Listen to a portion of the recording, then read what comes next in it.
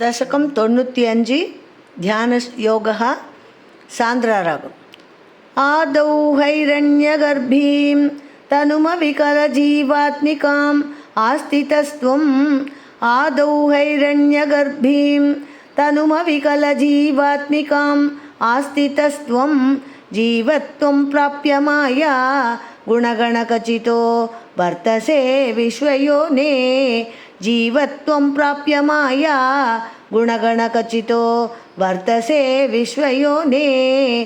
तत्रोद्वृद्धेन सत्त्वेन तु गुणयुगलं भक्तिभावं गतेन।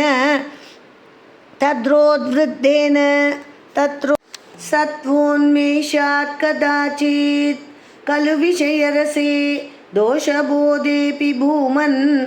सत्त्वोन्मेषात् कदाचित् खलु विषयरसे दोषबोधेऽपि भूमन्। भूयोऽप्येषु प्रवृत्तिः सतमसि रजसि प्रोद्धते दुर्निवारा। भूयोऽप्येषु प्रवृत्तिः सतमसि रजसि प्रोद्धते दुर्निवारा। चित्तं तावत् गुणाश्च ग्रथितमिह मितः तानि सर्वाणि रोद्धुं। चित्तं तावत् गुणाश्च ग्रथितमिह मितः तानि सर्वाणि रोद्धुं। तुर्ये त्वय्येकभक्तिः शरणमिति भवान् हंसरूपी न्यगाधीत्। तुर्ये त्वय्येकभक्तिः शरणमिति भवान् हंसरूपी न्यगाधीत्। सत्त्वोन्मेषात् कदाचित् खलु विषयरसे दोषबोधेऽपि भूमन्। भूयोऽप्येषु प्रवृत्तिः सतमसि रजसि प्रोद्धते दुर्निवारा। चित्तं तावत् गुणाश्च ग्रथितमिह मितः तानि सर्वाणि रोद्धुं। तुर्ये त्वय्येकभक्तिः शरणमिति भवान् हंसरूपी न्यगाधीत्। सन्ति श्रेयांसि भूयांस्यपि रुचिभिदया कर्मिणां निर्मितानि। सन्ति श्रेयांसि भूयांस्यपि रुचिभिदया कर्मिणां निर्मितानि। क्षुद्रानन्दाश्च शान्ता बहुविधगतयः कृष्ण तेभ्यो भवेयुः। क्षुद्रानन्दाश्च शान्ता बहुविधगतयः कृष्ण तेभ्यो भवेयुः। त्वं चाचक्यातशक्ये ननु महिततमां श्रेयसां भक्तिमेकां। त्वं चाचक्येतशक्ये ननु महिततमां श्रेयसां भक्तिमेकां। त्वद्भक्त्यानन्दतुल्यः खलु विषयजुषां सम्मदः केन वा स्यात्। त्वद्भक्त्यानन्दतुल्यः खलु विषयजुषां सम्मदः केन वा स्यात्। सन्ति श्रेयांसि भूयांस्यपि रुचिभिदया कर्मिणां निर्मितानि। क्षुद्रानन्दाश्च शान्ता बहुविधगतयः कृष्ण तेभ्यो भवेयुः। त्वं चाचक्यातशक्ये ननु महिततमां श्रेयसां भक्तिमेकां। त्वद्भक्त्यानन्दतुल्यः खलु विषयजुषां सम्मदः केन वा स्यात्। त्वद्भक्त्या तुष्टबुद्धेः सुखमिह सरतो विच्युतासस्य चासाः। त्वद्भक्त्या तुष्टबुद्धेः सुखमिह सरतो विच्युतासस्य चासाः। सर्वास्युः सौख्यमय्यः सलिलकुहरकः एव तोयैकमय्यः। सर्वास्युः सौख्यमय्यः सलिलकुहरकः एव तोयैकमय्यः। सोऽयं कल्विन्त्रलोकं कमलजभवनं योगसिद्धिश्च हृद्याः। सोऽयं कल्विन्द्रलोकं कमलजभवनं योगसिद्धिश्च हृद्याः। नाकाङ्क्षत्येततास्तां स्वयमनुपतिते मोक्षसौख्येऽपनीहः। नाकाङ्क्षत्येततास्तां स्वयमनुपतिते मोक्षसौख्येऽप्यनीकः। त्वद्भक्त्या तुष्टबुद्धेः सुखमिह चरतो विच्युतासस्य चासाः। सर्वास्युः सौख्यमय्यः सलिलकुहरकः एव तोयैकमय्यः सोऽयं कल्विन्द्रलोकं कमलजभवनं योगसिद्धिश्च हृद्याः नाकाङ्क्षत्येतदास्तं तां नाकाङ्क्षत्येतदास्तां स्वयमनुपतिते मोक्षसौख्येऽप्यनीहः त्वद्भक्तो बाध्यमानोऽपि च विषयरसैः इन्द्रियाशान्तिहेतोः त्वद्भक्तो बाध्यमानोऽपि च विषयरसैः इन्द्रियाशान्तिहेतोः भक्तिवाक्रम्यमाणैः पुनरपि खलु तैर्दुर्बलैर्नाभिजय्यः भक्तैवाक्रम्यमाणैः पुनरपि खलु तैर्दुर्बलैर्नाभिजय्यः सप्तार्चिर्दीपितार्चिर्दहति किल यथा भूरिदारुप्रपञ्चं सप्तार्चिर्दीपितार्चिर्दहति किल यथा भूरिदारुप्रपञ्चं त्वद्भक्त्योगे तथैव प्रदहति दुरितं दुर्मतः क्वेन्द्रियाणां त्वद्भक्ते योगतै तदैव प्रदहति दुरितं दुर्मतः क्वेन्द्रियाणां त्वद्भक्तो बाध्यमानोऽपि च विषयरसैः इन्द्रियाशान्तिहेतोः भक्त्यैवाक्रम्यमाणैः पुनरपि खलु तैर्दुर्बलैर्नाभिजय्यः सप्तार्चिर्दीपितार्चिर्दहति किल यथा भूरिदारुप्रपञ्चं त्वद्भक्त्योगे तथैव प्रदहति दुरितं दुर्मतः क्वेन्द्रियाणाम् चित्तार्द्रीभावमुच्चैः वपुषि च पुलकं हर्षबाष्पं च हित्वा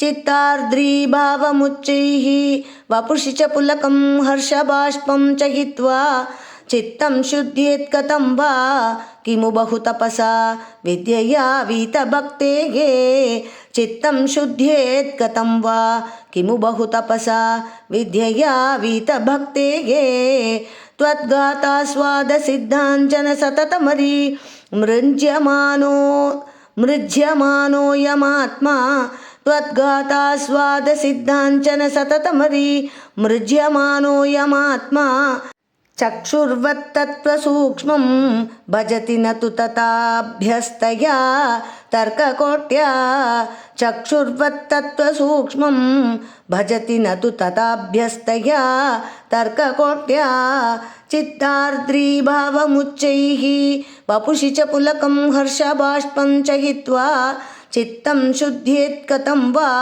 किमु बहु तपसा विद्यया वीतभक्तेः त्वद्गातास्वादसिद्धाञ्जन सततमरी मृज्यमानोऽयमात्मा चक्षुर्वत्तत्त्वसूक्ष्मं भजति न तु तथाभ्यस्तया तर्ककोट्या ध्यानन्ते शीलयेयं समतनुसुखबद्धासनो नासिकाग्र ध्यानन्ते शीलयेयं समतनुसुखबद्धासनो नासिकाग्र न्यस्ताक्षः पूरकाद्यैः जितपवनपत चित्तपद्मं त्ववाञ्चं न्यस्ताक्षः पूरकाद्यैः जितपवनपतश्चित्तपद्मं त्ववाञ्चम् ऊर्ध्वाग्रं भावयित्वा रविविदुषिकिनः संविचिन्त्योपरिष्टात् ऊर्ध्वाग्रं भावयित्वा रविविदुषिकिनः संविचिन्त्योपरिष्टात् तत्रस्तं भावये त्वां सजलधर श्यामलं कोमलाङ्गं तत्रस्तं भावये त्वां सजलधर श्यामलं कोमलाङ्गं ध्यानन्ते शीलयेयं समतनुसुखबद्धासनो नासिकाग्र न्यस्ताक्षः पूरकाद्यैः जितपवनपतच्चित्तपद्मं त्ववाञ्चम् ऊर्ध्वाग्रं भावयित्वा रविविदुषिकिनः संविचिन्त्योपरिष्टात् तत्रस्तं भावये त्वां सजलधर श्यामलं कोमलाङ्गम् आनीलश्लक्ष्णकेशं ज्वलितमकरसत्कुण्डलं मन्दहास आनीलश्लक्ष्णकेशं ज्वलितमकरसत्कुण्डलं मन्दहास शन्धार्तं कौस्तुभश्री परिगतवनमालोरुहाराभिरामं शन्तार्त्रं कौस्तुभश्री परिगतवनमालोरुहाराभिरामं श्रीवत्साङ्गं सुबाहुं मृदुलसदुदरं काञ्चनच्चायविशेलं श्रीवत्साङ्गं सुबाहुं मृदुलसदुदरं काञ्चनच्चायचेलं चारुस्निग्धोरुमम्बोरुगललितपदं भावयेऽहं भवन्तं चारुस्निग्धोरुमम्बोरुगललितपदं भावयेऽहं भवन्तम् आनीलश्लक्ष्णकेशं ज्वलितमकरसत्कुण्डलं मन्दहास शन्धार्द्रं कौस्तुभश्री परिगतवनमालोरुहाराभिरामं श्रीवत्साङ्गं सुबाहुं मृदुलसदुदरं काञ्चनच्चायचेलं चारुस्निग्धोरुमम्बोरुहललितपदं भावयेऽहं भवन्तम् सर्वाङ्गेष्वङ्गरङ्गत्कुतुकमिति मुहुर्धारयन्नीशचित्तं सर्वाङ्गेष्वङ्गरङ्गत्कुतुकमिति मुहुर्धारयन्नीशचित्तं तत्राप्येकत्र युज्ञे वदनसरसिजे सुन्दरे मन्दहासे तत्राप्येकत्र युज्ञे वदनसरसिजे सुन्दरे मन्दहासे तत्रालीनं तु चेतः परमसुखचितद्वैतरूपे वितन्वन् तत्रालीनं तु चेतः परमसुखचिद्वैतरूपे वितन्वन् अन्यन्नो चिन्तयेयं मुहुरितिसमुपारूढ योगो भवेयम् अन्यन्नो चिन्तयेयं मुहुरिति समुपारूढ योगो भवेयम् सर्वाङ्गेष्वङ्गरङ्गत्कुतुकमिति मुहुर्धारयन्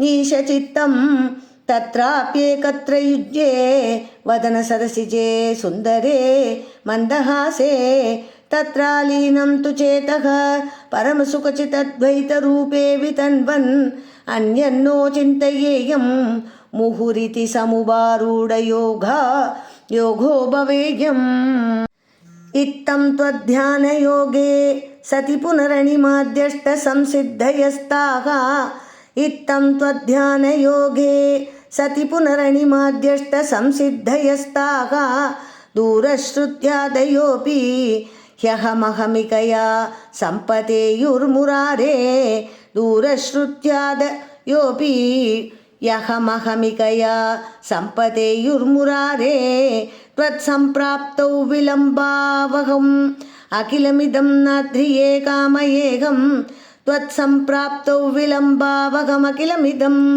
नाध्रिये कामयेऽहं त्वामेवानन्दपूर्णं पवनपुरपते पाहि मां सर्वतापात् त्वामेवानन्दपूर्णं पवनपुरपते पाहि मां सर्वतापात् इत्थं त्वध्यानयोगे सति पुनरनिमाद्यष्टसंसिद्धयस्ताः दूरश्रुत्यादयोऽपि ह्यहमहमिकया सम्पदेयुर्मुरारे त्वत्सम्प्राप्तौ विलम्बावहमखिलमिदं नाध्रिये कामयेऽहं त्वामेवानन्दपूर्णं पवनपुरपते पाहि मां सर्वतापात् श्रीहरये नमः।